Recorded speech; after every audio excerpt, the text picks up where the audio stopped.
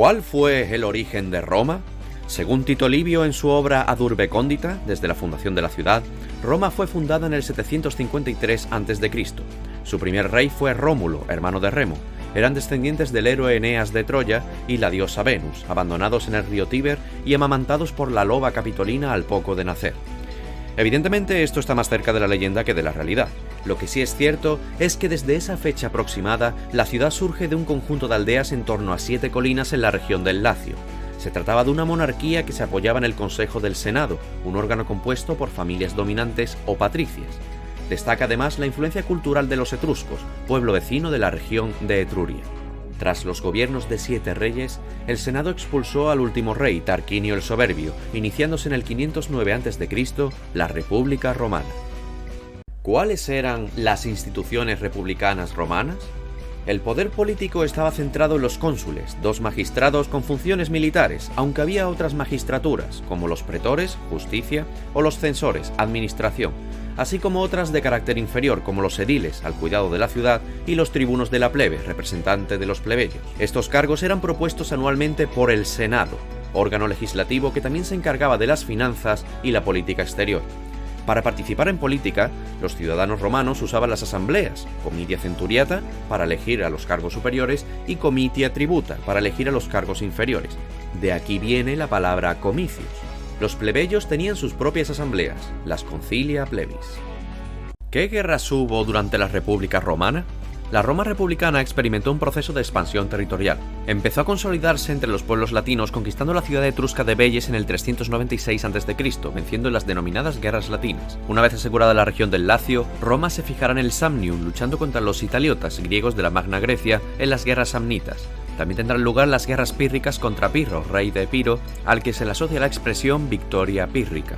Al vencer inicialmente contra los romanos, pero sufriendo numerosas bajas. Con su derrota, Roma tomaría el control de la península itálica y el acceso al Mediterráneo. Otro de los conflictos destacables son las guerras macedónicas contra Filipo V, que provocaron el fin de la dinastía antigónida y la anexión de la Hélade a Roma en torno al 148 a.C. Y sí, no nos hemos olvidado de las guerras contra el gran enemigo de la Roma republicana, Cartago, que veremos en próximos vídeos.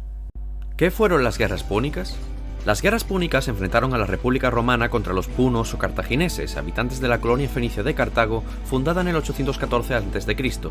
La primera guerra púnica, 264 a 241 a.C., se desarrolló por el control de Sicilia, en especial la ciudad de Siracusa. La victoria romana implicó la retirada cartaginesa y el pago de indemnizaciones de guerra. La Segunda Guerra Púnica, 219 a 201 a.C., fue la más importante, teniendo la península ibérica como escenario principal. El dudoso quebrantamiento del Tratado del Ebro por parte de Aníbal, general cartaginés, para tomar Sagunto fue el casus belli que necesitaban los romanos.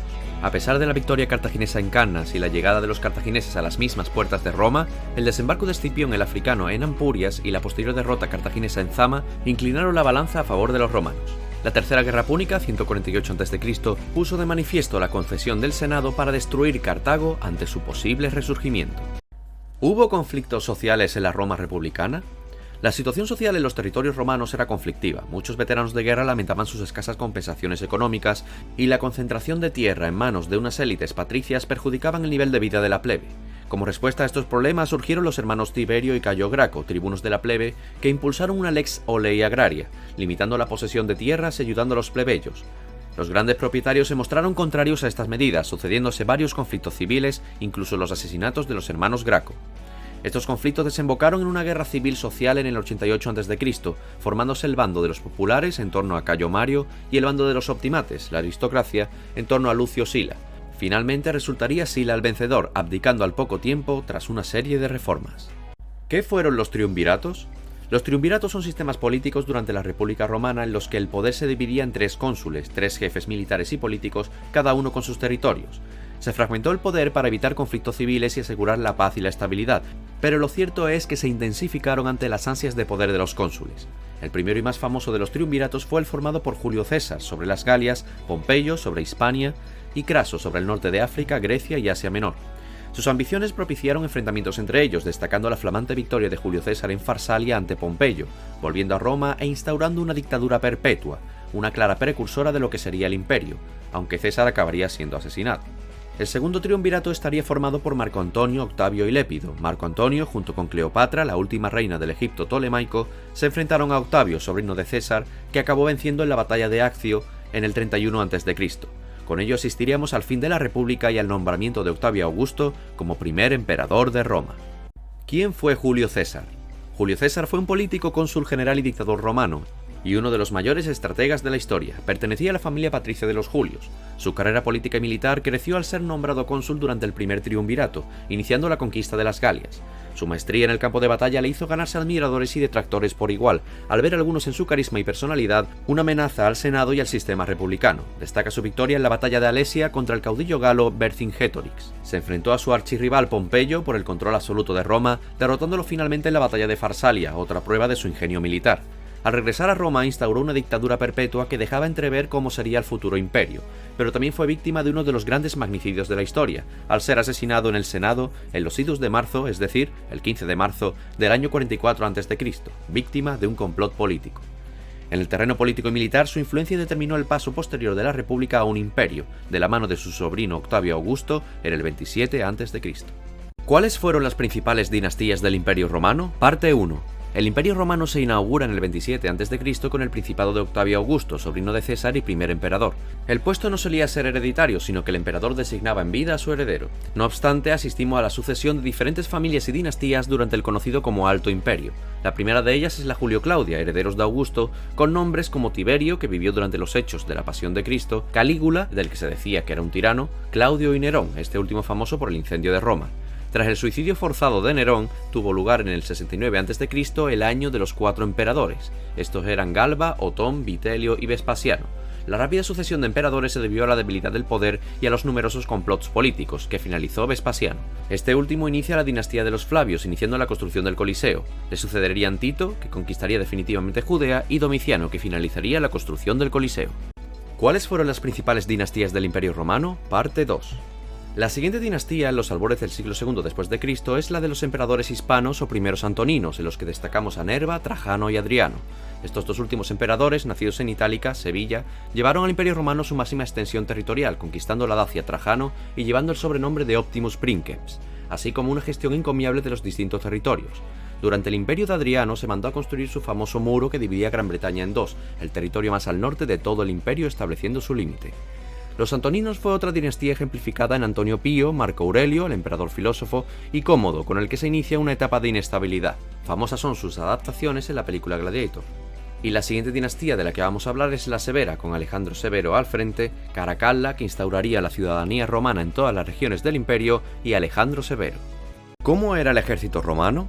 El sofisticado ejército romano, el más poderoso y mejor organizado de su tiempo, fue evolucionando conforme se enfrentaba a sus enemigos. En sus orígenes tomaron como referencia a los hoplitas griegos y macedonios. Poco a poco el ejército se fue complejizando. En tiempos de la República y la Segunda Guerra Púnica, según Polibio, una legión estaba compuesta por 4.200 soldados de infantería y un cuerpo de caballería de unos 300. Los vélites, soldados más pobres, ocupaban la vanguardia, hostigando al enemigo arrojando jabalinas. Después estaban los astatis o asteros, soldados jóvenes. Detrás se situaban los princeps, soldados veteranos con mejor armamento, seguido de los triarios con largas y pesadas lanzas. Los soldados se agrupaban de la siguiente manera. 8 legionarios formaban un contubernio, 10 contubernios, 80 soldados, una centuria, dirigida por un centurión. 6 centurias una cohorte y 10 cohortes una legión. Entre las armas más usadas por los romanos estaban el scutum, un escudo largo y rectangular, el pilum, una larga y pesada lanza, y la gladius, una espada corta, robusta y de contundente doble filo. ¿Cómo se conquistó Hispania? La conquista y administración de la península ibérica, la futura Hispania romana, se desarrolló a lo largo de 3 fases. La primera fase tiene lugar durante la Segunda Guerra Púnica, entre el 218 y el 201 a.C., donde Cartago y Roma se repartieron áreas de influencia con frontera en el río Ebro. Destaca el ataque cartaginés a Sagunto y el desembarco romano en Ampurias. Tras la guerra, los romanos conquistarían el sur y el levante entre los años 218 y 197 a.C. La segunda fase destaca por sus enfrentamientos con los lusitanos, donde destacamos al célebre caudillo Viriato. Fue traicionado por algunos compañeros, acuñándose la famosa frase «Roma no paga a traidores». También destacó el famoso asedio de Numancia, en el que los locales prefirieron suicidarse a ser esclavos de Roma. Se conquistó la meseta y la costa atlántica entre los años 197 y 133 a.C. En una tercera fase, los enfrentamientos fueron contra cántabros y astures, y la conquista se ralentizó a causa del terreno difícil y de poco interés. La conquista de la cornisa cantábrica culminó en los años 29 y 19 a.C., ya en tiempos de Augusto. ¿Cómo evolucionaron las provincias de Hispania? A medida que se conquistaba la península ibérica, se empezó a dividir en provincias para su administración, que fue cambiando a lo largo de los años. En el 197 a.C. tenemos la primera división provincial con Hispania Ulterior, con capital en Córdoba, Córdoba, e Hispania Citerior, con capital en Tarraco, Tarragona. En el 14 a.C., tiempos de Augusto, se cambia a 3 provincias: la Bética, con capital en Córdoba, Lusitania, con capital en Emérita Augusta, y la Tarraconense, con capital en Tarraco. A comienzos del siglo III después de Cristo, Caracalla propondrá una nueva provincia, la Galaecia, con capital en Bracara Augusta, hoy Braga. En el 297 después de Cristo, Diocleciano crearía la Cartaginense, desgajada de la Tarraconense, con capital en Cartagonova, actual Cartagena. Y finalmente, en el 385 después de Cristo, bajo el mando de Teodosio, se crearía la Balearica en las Islas Baleares, con capital en Pollentia, en Mallorca. ¿Cómo era la sociedad y la economía en la Hispania romana? Los principales grupos sociales en la Hispania romana se distinguían en órdenes: el orden senatorial, de origen romano, el orden ecuestre o caballeros y los decuriones, indígenas locales. Los órganos de participación política eran la curia, asambleas locales, mientras que el gobierno lo ejercían los duumviros, magistrados, mientras que los ediles se encargaban del orden público. El sector primario en Hispania se basaba en el cultivo de la tríada mediterránea: olivo, vid y trigo, la cría del ganado ovino, bovino y equino, destacan los flamantes caballos lusitanos, y la pesca en el Triángulo del Estrecho, con el atún y el garum como principales productos. La minería contaba con importantes yacimientos de oro, plata, plomo, como en Cartagonova y Cástulo, cobre en Río Tinto, o hierro en la cornisa cantábrica y estaño. Comercio destacó en torno a centros como Gades, Cádiz, Tarraco, Tarragona y Cartagonova, Cartagena, gracias a sus puertos, así como a las comunicaciones por calzadas, destacando la Vía de la Plata de norte a sur y la Vía Augusta que conectaba el sur y el Levante. ¿Qué fue la crisis del Bajo Imperio? La llamada crisis del Bajo Imperio o crisis del siglo III se debió a la inestabilidad de las fronteras imperiales, la presencia de pueblos bárbaros como germanos, godos o vándalos, muchos huían de los temibles hunos que acosaban desde el este, la paralización de las conquistas con ausencia de botín de guerra y la ralentización del comercio. Tanto el gasto militar como el precio de los productos creció en la llamada inflación romana. Diocleciano en el 284 después de Cristo instauró un nuevo sistema de gobierno, una tetrarquía con 2 Augustos y 2 Césares, siendo sus líderes el propio Diocleciano, Maximiano, Galerio y Constancio. Se adoptaron medidas como un edicto de precios máximos para reducir la inflación, se duplicó el número de legiones en las fronteras o limes del imperio para protegerlas y se agruparon las provincias romanas en diócesis para facilitar su administración. El hijo de Constancio, Constantino, se impondrá a los tetrarcas, reuniendo de nuevo el poder en una única figura y proclamándose emperador. ¿Cómo llegó el cristianismo al Imperio Romano? Los discípulos de Jesús de Nazaret comenzaron a extender su palabra y sus enseñanzas a lo largo de los territorios del Imperio Romano, destacando importantes ciudades como Damasco, Antioquía, Tesalónica o Éfeso. Incluso algunos de los perseguidores de los cristianos se convirtieron en grandes predicadores, como el caso de Pablo de Tarso o San Pablo. Pedro predicó en Roma, donde fue martirizado. Al pasar los años, las comunidades cristianas fueron creciendo en la clandestinidad, hasta que el emperador Constantino promulgó el Edicto de Milán en el año 313, en el que se legalizaba el cristianismo. Apoyado por su madre, la emperatriz Helena, y el obispo Osio de Córdoba, se convocó el primer concilio ecuménico en Nicea en el año 325 después de Cristo. Además, Constantino fue bautizado en su lecho de muerte. Más tarde, el emperador Teodosio promulgó el Edicto de Tesalónica en el año 380, convirtiéndose el cristianismo en la religión única y oficial del Imperio Romano. ¿Por qué cayó el Imperio Romano? A la muerte del emperador Teodosio en el año 395 después de Cristo, el Imperio Romano se dividió en 2 partes: el Imperio Romano de Occidente, con capital en Roma, bajo el mando de Honorio, y el de Oriente, con capital en Constantinopla, gobernado por Arcadio. La situación era inestable. El avance de los pueblos germánicos, a los que unimos los pueblos del este, y culturas guerreras como los hunos de Atila, el llamado azote de Dios, fueron debilitando las fronteras del imperio. Incluso Roma ofreció tierras a algunos de esos pueblos para luchar contra otros invasores, como el caso de los visigodos, a los que se cedió el territorio de la Galia. Posteriormente, tras conflictos con los francos, los visigodos asentarían en las tierras de Hispania. En el año 476 fue depuesto el último emperador de Occidente, Rómulo Augustulo, por el caudillo de los érulos Odoacro. El Imperio Oriental se mantendrá unos 1000 años más, siendo conocido por la historiografía actual como Imperio Bizantino. Sígueme para más en YouTube, El Rincón de Joselillo.